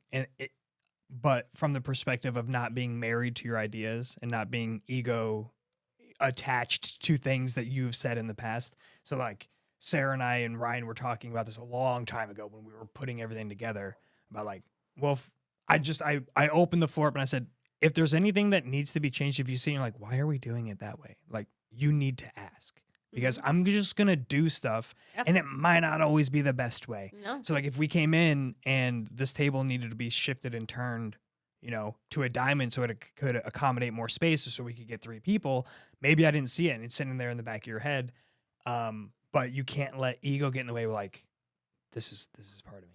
This table placement is part of who I am. Like, for you, Met, like, well, that's the name. We can't change it. And it's funny, we still call ourselves Met, and people are Right. like, well, you dropped the team. I said, yes, but what's the first 3 letters of our name? Metropolitan. Yep. And like, oh, that's true. And Touche. It is. But people always think this is not the Jane show. Not even a little bit. Yes, Jane started this, but it's not the Jane show. This is bigger than Jane. Amen. This is something that's going to live as a legacy, that's going to grow. It's going to be bigger than it ever could have been because we have people who are passionate about this organization and the mission that we're looking to accomplish and understand that what we're doing is life-changing. Amen. Absolutely life. This is not a temporary thing. This is life-changing. I have a student in this organization. We got her almost $200,000 to go to Hartwick. It's a private college up in upstate New York. And she just graduated. She got a bachelor's degree in public health. And right now she's like looking for a job and everything else. I said, well, why don't you come work for us part-time until you're able to get there? And she's like, I could do that. I said, yeah, we need the help. There's no secret. We know you're looking for a job.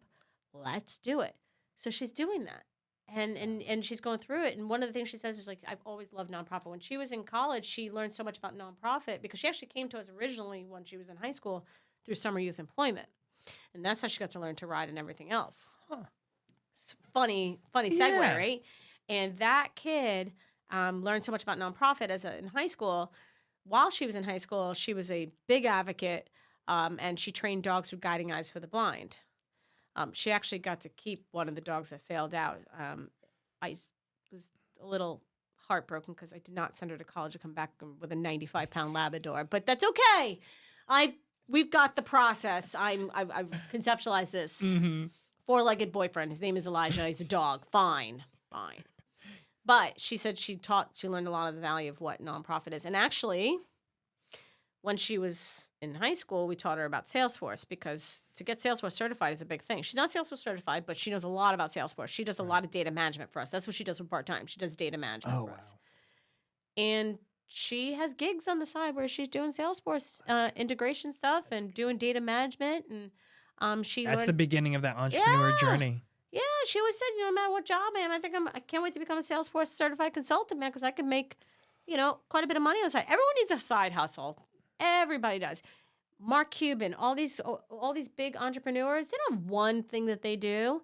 There are tons of things that they're touching their hands That seems on. to be the shift of the next iteration of whatever this life experience is multiple revenue streams. I have a job posting out right now for looking for tutors, right? Hey, and check it out, people. and let me tell you, there's a lot of young educators on there who are certified school teachers and stuff, and they're just starting out. We know starting out in the education sector, the incomes are a little low, and they would need a side hustle. Then you know what? They don't have to go anywhere. They just do it by Zoom. You know, that's huge. That's a great. big opportunity. That's a big opportunity. Everyone needs a side hustle. I'm an executive director of an organization, but I have a side hustle. Yeah, you do. I have one of the most expensive daughters in the entire planet. She likes poke. She likes bubble tea. She likes her nails done. Sounds like my Apples stepdaughter. don't make oranges. I'm fully aware of that, and I am partially responsible for this. And But no doubt. these things cost money. Yep. And I want to be able to get her to the next level, whatever she wants to be able to accomplish. That's huge. That's amazing. Is Yeah. there anything else, any parting notes that you want to give on somebody that's maybe aspiring or out there kind of teetering on the idea of like, maybe I want to, start transitioning into entrepreneurship or even just consider it as a realistic possibility for myself? What would you say? Jim Carrey said, you can't say you want to be a millionaire and then go sit on your couch and eat a peanut butter and jelly sandwich. Okay, so you gotta move and groove. Okay, you want it, go get it.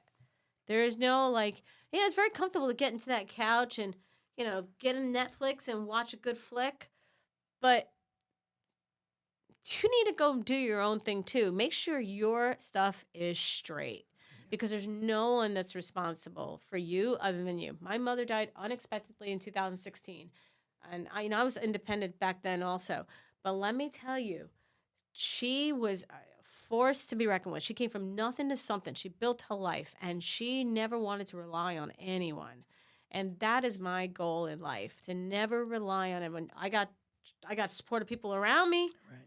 When I had that relationship break up, and I was like, I'll never forget the executive director, the president of my organization, Elizabeth Key. I'm crying to her. I'm like, I got dumped and this, that, she goes, let's go shopping. And I'm like, what? Like, what? Like, I didn't want to hear that.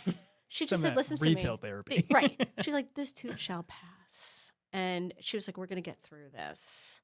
And I was like, no. I gotta be honest with you. Back then I said to her, I want to go and try and get to a veterans homeless place to be able to get on my feet. Because I couldn't spend any money, I want to save my money. Can you imagine an executive director saying that she wants to move it? She told me I was full of it. And she said, no, you're not going to come stay with me. And I did. I stayed at one of her places that she had. And I was very lucky for that leg up. But she said to me, that's never going to happen. You will do this. And I ended up buying the home that we're in now. And I was able to do it. But I wanted to give up. But people who are around you want to see you successful. My cruise I went on, I mentioned this to you before. One of my board members, Mitchell Rubin, he came from nothing to something. I love that man. He is everything that, if I was a dude, I want to be him. Okay, he's the best dad in the world. That's awesome. He's the greatest advocate for me. He works in finance. I'd call him with my statistic tears, and he was just like, you will get through this, my child. I promise you. He's the one who brought me to that cruise. He's the one who introduced me to those people because he said to me, the power of networking, you need to know all of these people because he loves me and he wants to see me thrive and he's a supportive person in my board of directors. I mean, he thinks I need a vacation more than anything. So I was like, okay, great. But if it wasn't for him, and he works a lot of, he's a big advocate in the small business world. He's gotten all these awards and all that other stuff, but he saw a passion. He saw a creativity. And he saw me he'll tell me straight out, like, Jane, you suck right now. Elizabeth too. You want people around you that are going to tell you, I love you, but you suck. Yeah, you need people that are going to be brutally honest with you when you need it. Brutally honest, I'm telling you, that is the roasting crew. My board of directors, every single one of them, that is the roasting crew. They will let me know, that's great. No. When I'm like, wait, no. And then I pack my toys and go home, but they tell me it sucks. So my suggestion to anyone who's on the entrepreneurship track, surround yourself around people who are not afraid to tell you no. Surround yourself around people who want to see you grow, not hold you down, because I've been around those people, okay? And they suck. They suck. And understand that you need to be, you are an added value. You bring something to the table, and you bring something out there that someone's going to want. That person, one person may not want it, but someone else is going to want it. Mhm. Continue your dreams. Be smart about cash flow. Be smart. Any money borrowed comes a cost, and what that cost is, you need to make sure that that is 100% something that you can promise to pay back. Because one thing that I learned from this dude was that his father used to tell him that a man is a man of his credit. So if your credit sucks, and I don't necessarily mean your FICO score is definitely what I'm talking about, but other things, your word, the shaking hands at the table. Back in the day, people shake hands at the table, and that was your man of your word, you were a woman of your word. That's how deals were made. That's how deals were made. But if you lose your verbal credibility, or even your credibility in the banking sector, that's a problem, right? People part of your listen, word. you get second chances in life, and things happen and stuff like that. But don't ruin yourself. Be a person of your word. Learn to manage your cash flow. It took me many years to learn that. If you can't manage your personal cash flow, it's unlikely you're going to be able to effectively manage a business or an entrepreneurship. Right. And that's okay that you don't know how to do it yourself. That's why there's plenty of people that can help you do that. I just mean as far as like making wise decisions. Like if you're not making wise personal financial decisions, there's a reason why if you're going and seeking credit at a bank and you haven't had business experience before, there's a reason why banks are going to look at your personal credit score. Yeah, and you know what? We've borrowed money as an organization. I borrowed money from my own life and stuff like that. And I say, okay, what's that interest rate? Okay, that means I need to make back this much plus this, plus this. Yep. I have to make those revenues go. Yep. And that's that. Yep. Exactly right. That's beautiful. I hope that everyone takes these podcasts really seriously, because if COVID didn't teach us anything, I think you're wrong. I think that COVID taught us a lot, and there is a lot of hungry blood that's coming out there. Everybody wants free food and beanbags and says they want to graduate college and get a 6-figure salary. Yeah, that's all well and good, but you got to put some skin in the game. Do it while you're in college, or do it when any time not spent doing something constructive. Either you're working on yourself or work as a therapeutically, your mental capacity, and that's great. But then you better make sure that there's another part of your day that's making you the next Cuban Gooding Jr. or the next Mark Cuban or the next anything that's out there. Jane Tony DaCosta. Robbins. Jane DaCosta. Be Oh, the yeah. next I'm Jane. mentioning all these dudes, but what about the Yeah. chicks? Look at Beyonce. Okay. All right. Full disclosure. I do not look like Beyonce. I wish I did. I don't look like her. She has that great song with Jay-Z. What's better than one billionaire? Two.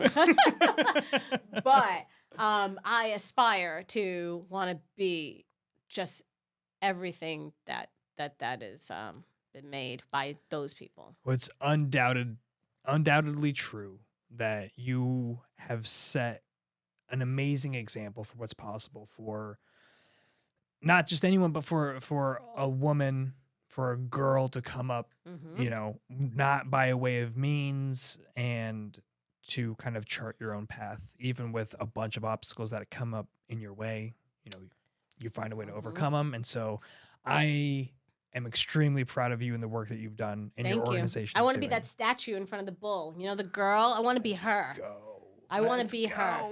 I love it. I love it. You deserve a spot. Thank you. Thank you. I'm very blessed, and I'm very hungry to be a better person every day. Amen. Thanks, Jay. Thank you.